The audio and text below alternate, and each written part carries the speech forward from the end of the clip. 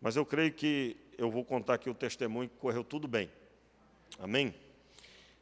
Abra sua Bíblia aí, em Lucas. Lucas, no capítulo 13.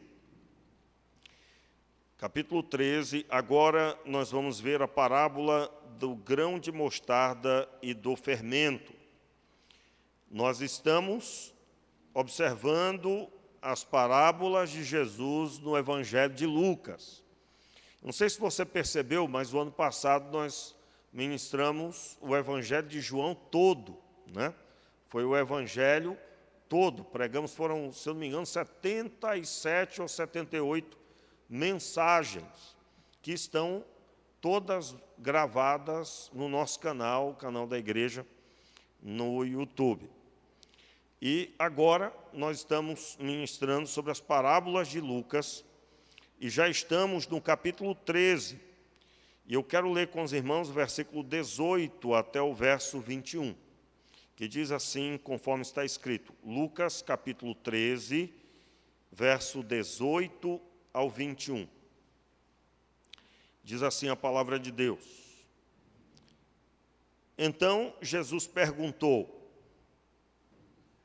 o que é semelhante o reino de Deus? E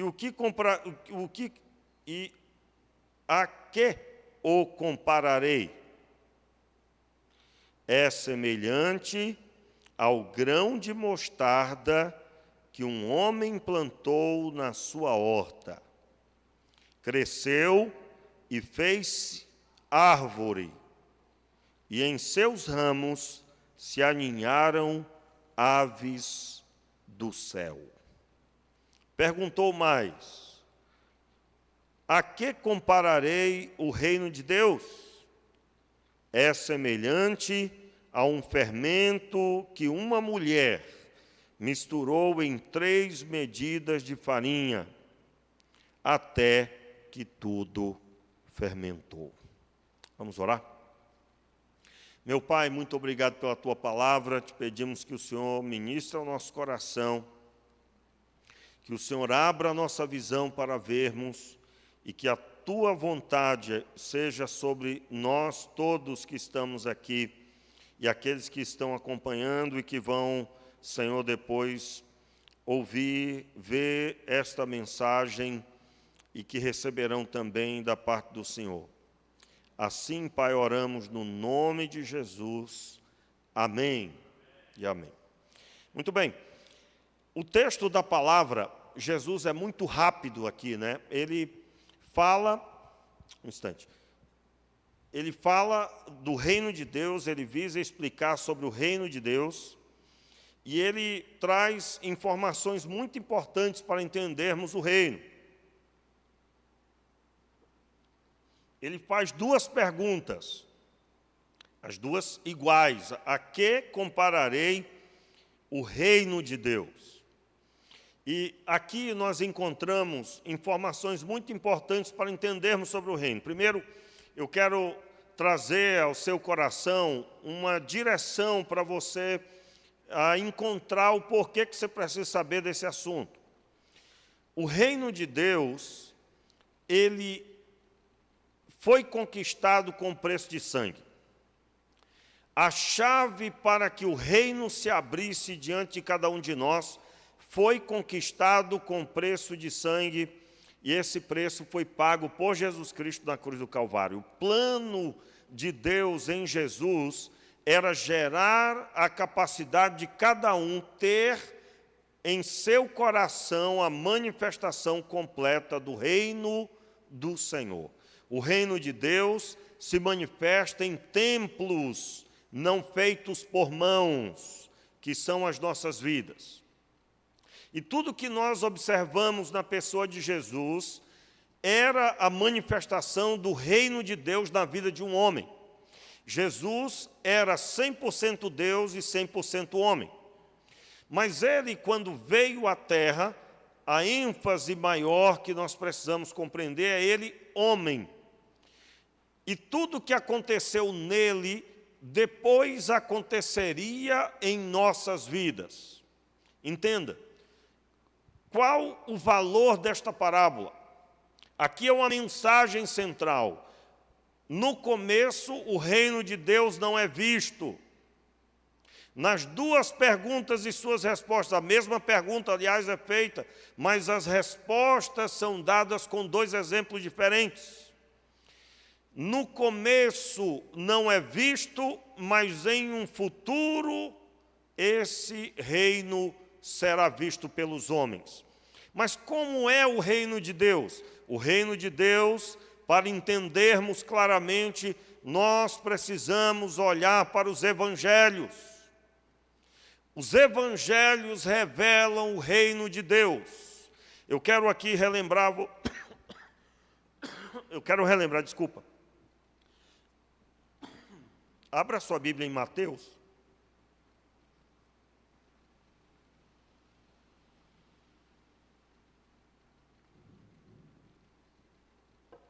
Mateus, logo no começo, capítulo 3 de Mateus, quero relembrar as primeiras palavras de Jesus, quando ele começa o seu ministério. Todo mundo conhece bem esse texto. Mateus, aliás, é o capítulo 4, eu sempre confundo. Capítulo 4, Jesus, no capítulo 4, logo após ele ser tentado pelo diabo no deserto, ele entra na Galileia e olha só o que acontece. Versículo 11 diz que o diabo o deixou e vieram os anjos e o serviram. Capítulo 4, verso 11. Depois, verso 12. Quando Jesus soube que João estava preso, voltou para a Galileia. Quando, deixando Nazaré, foi morar em Cafarnaum, cidade em que ficava à beira do mar, na região de Zebulon e Naftali, para que se cumprisse o que fora dito pelo profeta Isaías. Vamos ler juntos aí? Terra de Zebulon, terra de Naftali, caminho do mar, além do Jordão, Galileia dos gentios. O povo que estava em trevas viu grande luz, e aos que estavam na região da sombra da morte, raiou-lhes a luz. Desde então começou Jesus a pregar: arrependei-vos, pois está próximo o reino dos céus. Tem dois entendimentos aqui. O próximo reino dos céus é que o reino dos céus estava ali manifesto na pessoa de Deus, relacionando-se com Jesus, e Jesus se relacionando com Deus. Totalmente relacionado. Por quê? Porque não havia pecado em Jesus e ele caminhava com o Pai em comunhão. Mais tarde ele mesmo diz: Pai, que eles sejam um como eu sou um contigo. O que aconteceu conosco depois? Por causa do estar consumado, todo aquele que se entrega a Deus na semelhança da caminhada de Jesus agora decide, se torna discípulo, essa pessoa se torna um com o Pai. E esse um com o Pai é por meio do Espírito Santo. A conexão direta com o céu é dada por meio da presença do Espírito Santo na pessoa. Na pessoa. Muito bem. Quando Jesus diz está próximo o reino, nós podemos entender que o reino estava ali ao redor deles, mas ainda não estava neles. Por isso que ele convida ao quê? Arrependei-vos. Arrependei-vos.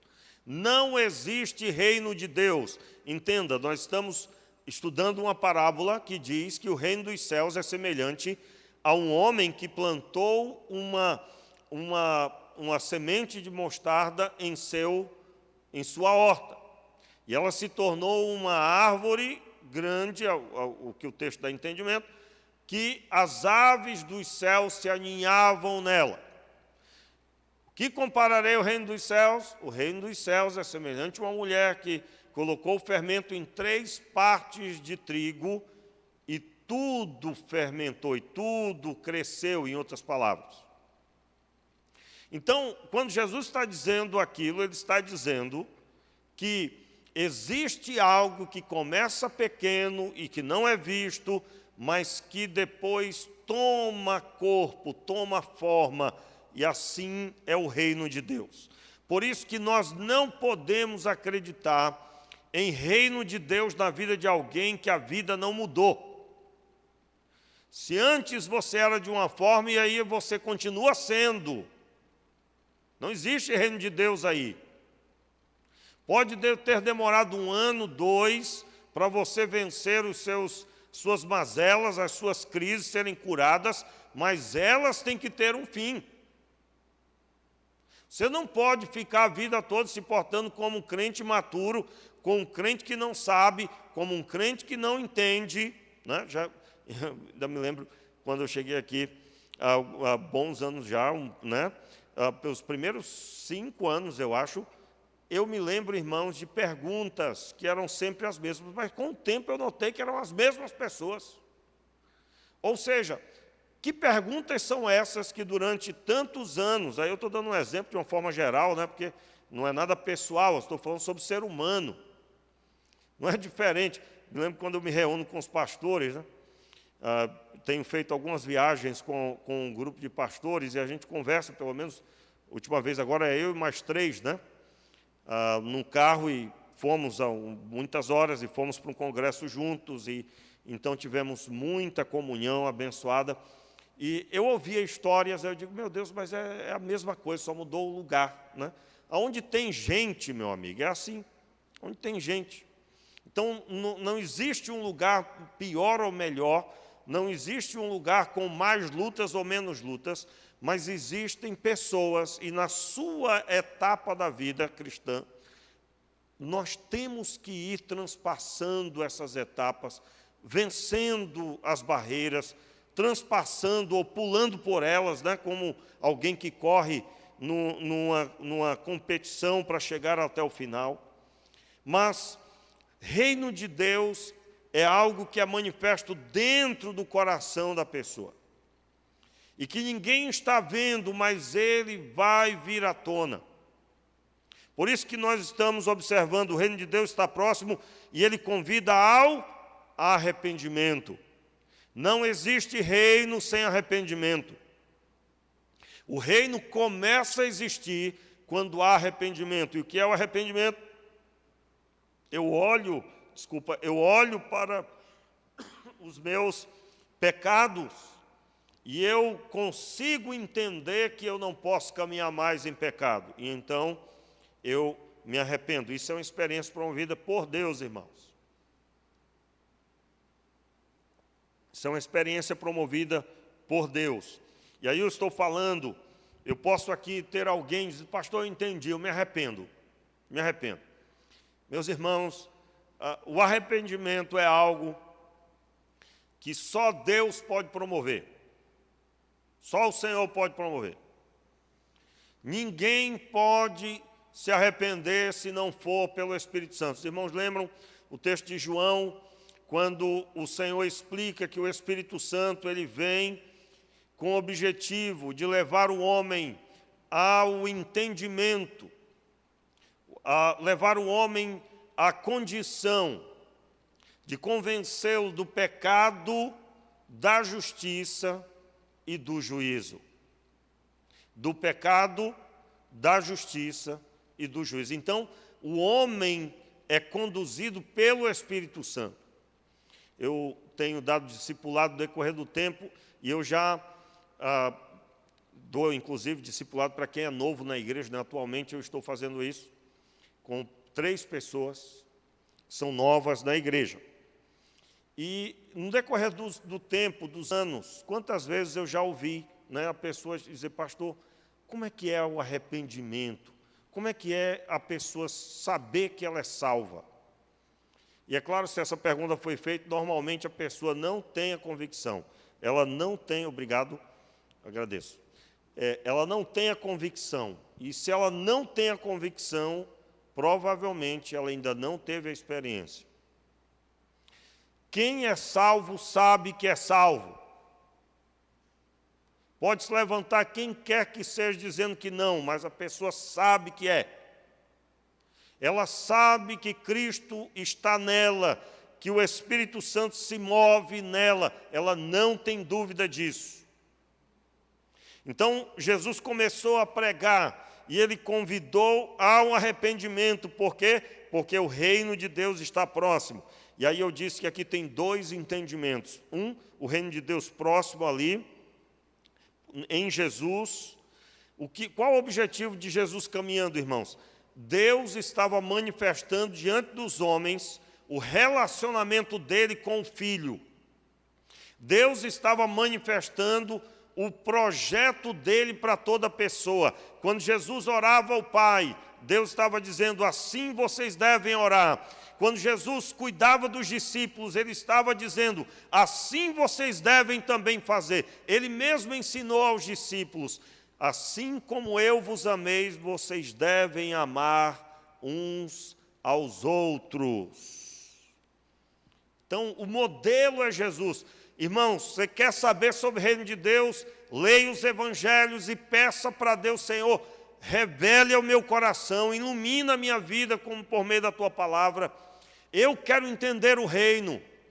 E Jesus chamou 12 para estar com Ele, para que eles vissem como é que era o relacionamento dele com o Pai.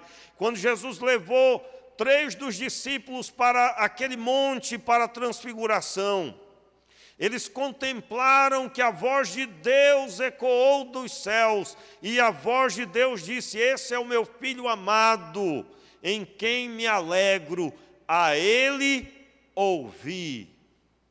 Ouçam o meu Filho. Jesus se relacionou com o Pai diante dos homens. Quando Jesus estava diante do túmulo de Lázaro, ele clama na sua oração, ele grita a sua oração diante da multidão, ele fala bem alto a sua oração, e a sua oração, ele declara, Senhor, eu sei que Tu sempre me ouves, mas eu falo dessa forma para que eles creiam que Tu me enviaste. Meus irmãos, o milagre foi para mostrar o relacionamento de Jesus com o Pai. Hoje em dia a pessoa só consegue olhar o milagre, meu pai. A gente pelejando, né? A gente peleja, meu amigo, para o cara ver o essencial. Qual é o essencial? O relacionamento de Jesus com Deus. Mas a impressão que dá, aí eu estou falando de uma forma geral para a igreja do nosso tempo, né? A igreja do nosso tempo espalhada por tantos lugares, irmãos. Meus irmãos, quando alguém lê o texto, os olhos não saem do Lázaro ressuscitado.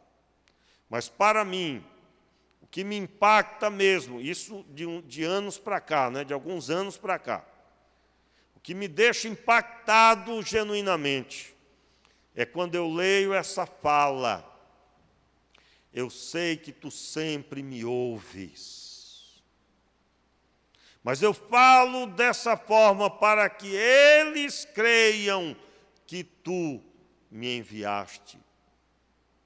Meus irmãos, a ênfase do texto não é o relato da ressurreição de Lázaro, mas que Deus estava manifestando o seu reino.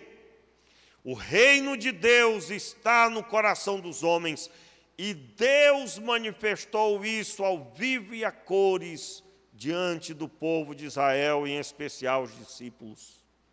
E manifestou de forma tal que Jesus depois disse aos discípulos, agora ide por todas as nações e façam discípulos. Nenhum deles perguntou, como assim? Já notou isso? Nenhum deles perguntou, mas como que nós vamos fazer isso? Eles tinham caminhado 3 anos e meio com Jesus, e eles sabiam muito bem o que era a pregar a respeito da boa nova, do relacionamento com Deus, que eles viram manifesto diante deles e que agora estava neles também. O Espírito Santo veio sobre Jesus, o Espírito Santo veio sobre os discípulos, Jesus recebeu o poder do Espírito, os discípulos receberam o poder do Espírito semelhantemente. ele foi nascido por Deus, ele foi nascido, concebido pelo Espírito Santo no ventre de Maria, mas cada um dos discípulos nasceu de novo, concebido pelo Espírito Santo. E agora eles estavam diante da missão: vão e preguem, arrependam-se, pois o reino de Deus está próximo de vocês. Meu Deus. Muito bem, para encerrar agora, volte para Lucas. Lucas, então, no capítulo 13, conforme lemos, Jesus faz duas perguntas. Meus irmãos, eu quero agora observar essa parábola com a força da explicação que acabei de dizer. Ao que compararei o reino de Deus? Eu vos digo, é semelhante ao grão de mostarda que um homem plantou na sua horta. Cresceu e fez-se árvore, e os seus ramos se aninharam, e em seus ramos se aninharam as aves do céu. Entenda, eu me recordo de um grão de mostarda. Uma pessoa trouxe tinha ido a uma viagem e tinha trazido um grão de mostarda, trouxe algumas sementes de mostarda. Irmãos, era tão pequenina que a umidade do dedo, quando você tocava, trazia algumas delas, de tão pequenina, pequenos pontozinhos, muito pequena. E eu me recordo que quando eu vi pela primeira vez, eu entendi um pouco mais dessa parábola. Porque, e é claro, eu fui pesquisar, e não era diferente essa mostarda que aqui é citada também. O texto bíblico nos diz que esse homem, ele planta em sua horta um pequeno grão, que não podia ser visto direito, dependendo da posição, da distância da semente. Mas ele plantou. E ao plantar, ao acreditar nesta plantação, cresceu. E o texto dá a entender que ela se sobressaiu sobre todas as outras plantações, ervas, plantas que estavam naquela horta. Se você consegue ler e ler com esses olhos, depois dessa explicação, na parábola de Jesus, ele dá a entender como que dizendo: a horta sumiu, foi preenchida completamente pelo tamanho daquela plantação, única plantação de mostarda. Cresceu e se aninharam aves do céu, dando a entender que aquilo que Deus faz na vida do crente não é visto inicialmente. Meus irmãos, eu me lembro quando eu me converti mesmo, quantas vezes alguém dizia: agora está na igreja se escondendo de trás da Bíblia. Hein? Quem nunca ouviu isso, né, irmão? Dependendo da conduta da pessoa, as pessoas... E eu vivia bem com aquilo, porque eu sabia que Deus estava na minha vida e isso era suficiente. E eu me recordo quantos deles que não acreditavam depois se converteram. Eu me lembro de casos de pessoas que eu cheguei a dar discipulado. E a pessoa, aí eu estava no primeiro dia do discipulado, era uma senhora lá que morava na rua do lado. No período que eu andava no mundo, eu andava com o filho dela, então ela sabia de tudo. Glória a Deus, irmãos, essa irmã está firme até hoje, para a glória de Deus.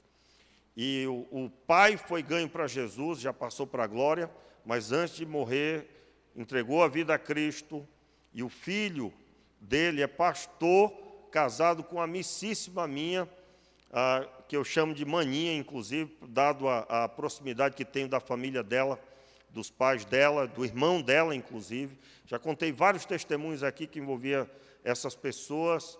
Esse rapaz, ele é pastor lá no Acre, ela, junto com ele, pastoreando, estão crescendo, uma igreja maravilhosa para a glória de Deus. Mas naquele tempo, ele ainda era novo na fé e sua mãe havia acabado de se converter. E eu me lembro quando eu dei o primeiro estudo bíblico na sala da casa dela, ela disse: eu quero agradecer a Deus, porque eu não acreditei um dia que você tinha se convertido, que estava na igreja. E hoje aqui é um testemunho, eu estou recebendo estudo bíblico. Então, irmãos, há um período que as pessoas não veem, mas você precisa acreditar na plantação. Quem plantou aí foi o Senhor. Quem gerou aí o reino foi Deus.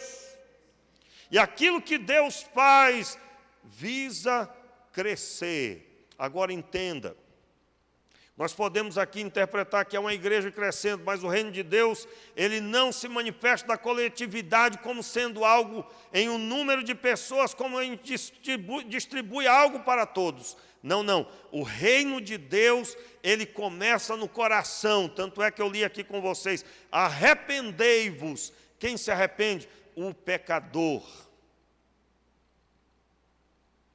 Então, esse reino que não é visto durante um tempo, mas ele um dia será visto.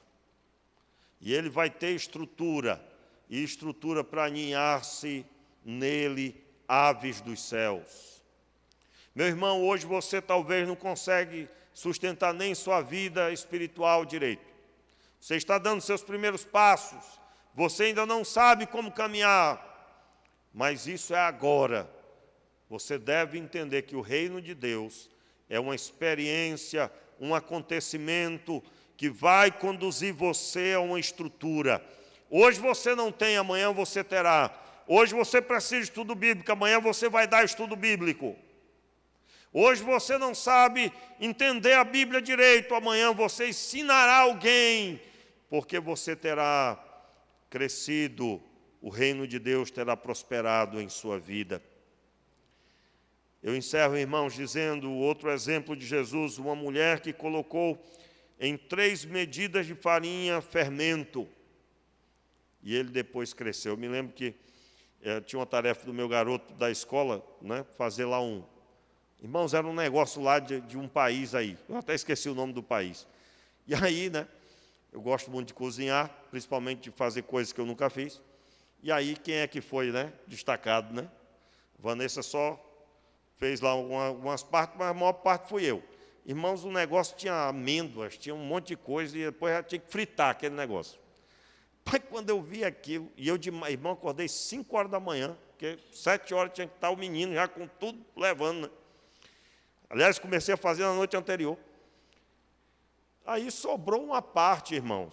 Sobrou uma parte, eu digo, depois quando voltar, para as 9 horas, quem sabe, né? Vou fritar o restante. Meu amigo, dava mais não. Aquilo subiu pela vasilha. Meu Deus do céu. E era um fermento lá, um fermento especial. Aí quando eu olhei aquilo, eu digo, meu Senhor, como é que pode? Estou acostumado a ver isso, para mim foi uma coisa muito importante, né? Talvez para você não. Pastor, o senhor nunca viu isso? Para mim foi novo, né? Normalmente a gente compra tudo pronto, né, irmãos? Aí eu me lembro disso, eu fiquei pensando, digo, meu Deus, eu achava que já tinha crescido o que tinha que crescer, mas cresceu muito além do que eu esperava. Isso é o reino. Eu encerro, irmãos, dizendo que aqui mesmo na Escritura, os discípulos mesmo não tinham ideia como ia crescer o reino. Este texto de Lucas foi escrito para enviar a uma pessoa que ele imaginava que precisava ser ganha. E esse texto está na nossa mão e há milhares de anos nas mãos da igreja. O reino de Deus. Eu me recordo também do apóstolo João, que escreveu o texto de Apocalipse. E eu acredito, irmãos, naquele momento ele imaginava que realmente era para as 7 igrejas. Envia as 7 igrejas. Diga a elas. Mas esse texto está na minha mão e na sua mão aí, meu irmão, e há milhares de anos nas mãos da igreja. Reino de Deus. Me recordo do filme, o livro O Peregrino, escrito por John Bunyan. Ele escreveu na cadeia. Por que ele foi preso? Porque ele foi pego pregando o evangelho na praça e não podia pregar. Ele escreveu aquele livro. O objetivo dele era ter ali um meio de pregar o evangelho sem falar o evangelho. Meu irmão, se você não leu o livro, não assistiu o filme, por favor, faça isso. É um dos livros mais lidos depois da Bíblia, que já foi muito lido e lido durante muito e muito tempo, e é um dos mais vendidos até hoje. Se você der um Google aí, você vai descobrir inúmeras capas diferentes, editoras diferentes, e toda hora vendendo, toda hora vendendo. Por quê, irmãos? Reino de Deus. Ele preso, a sua vida, irmãos, John Bunyan, é uma vida, humanamente falando, muito triste.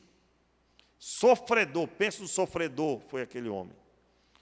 E eu imagino que ele escrevendo o livro, ele não imaginava o que iria acontecer com aquele material. Por que é assim? Reino de Deus. 3 medidas de farinha. O trigo vai inchar aquilo e aquilo vai alcançar um tamanho que nós vamos ser surpreendidos. Como eu fui. Eu não imaginava que era daquela forma. Eu quero dizer para você que talvez tenha sentido no coração de escrever uma música e você diz assim, eu não vou fazer isso, que besteira é essa, eu não sou nem canto. Talvez a música que você vai escrever será uma música cantada por tantos servos de Deus. Como nós temos histórias de músicas que Deus deu para pessoas, servos de Deus, em horas especiais, como é o caso do, se eu não me engano, Castelo Forte, que é uma experiência dessa. Eu quero dizer para você que a obra que Deus está fazendo na sua vida agora, você não pode ter a visão no que você é agora. Você precisa entender que quem dá o crescimento é quem colocou o fermento, quem gerou a experiência, quem gerou o trigo, quem colocou aquela união das coisas, quem plantou a semente de mostarda. Reino de Deus. Não ponha limites para o reino, só faça uma coisa: arrependa-se. Meus irmãos, eu quero convidar os irmãos ao arrependimento. Aliás, como nós precisamos de arrependimento. Todos os dias, eu creio, nós somos levados a uma experiência de saber quem nós temos sido. Talvez você tenha sido tão desobediente que não sabe. Talvez você tenha relutado tanto e se conformado com tão poucas experiências e você deixou de lado o potencial do reino. O reino de Deus, irmãos, ele vai muito além do que a nossa mente pode alcançar ou a nossa vida pode mensurar em tempo. Eu quero convidar você à oração. E eu creio que o reino de Deus já foi plantado aí no seu coração. Fique de pé no seu lugar, vamos orar. Meu Pai, tenha misericórdia de nós. Senhor, livra-nos de nós mesmos. Livra-nos da dureza de coração. Livra-nos, Senhor, de uma vida religiosa, onde cumprimos bem, Senhor, os rituais. Livra-nos, Senhor. Livra-nos, ó Pai.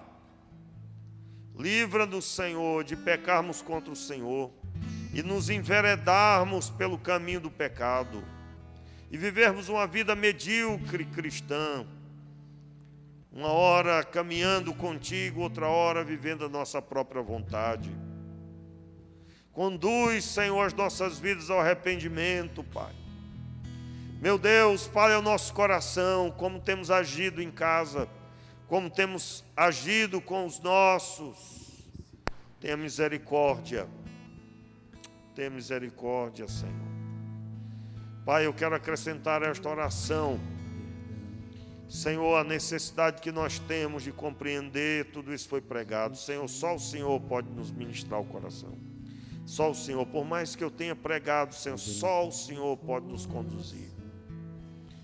E eu quero, Senhor, antes de encerrar também esse momento, eu quero fazer menção aqui, Senhor, do seu Alcim, do meu pai. Pai do Robinho, Senhor, abençoe o Robinho, abençoe o Felipe, a Shirley, a irmã Nádia. Toma em tuas mãos o seu Alcindo, Senhor. Ah, Senhor, manifesta o teu reino ali, Senhor. Tem misericórdia. Nos abençoe, Senhor, de forma que o reino prospere em nós. Que nós tenhamos uma estrutura tal que as aves do céu se aninhem. Nos abençoe, Senhor. Em nome de Jesus. Levante as suas mãos.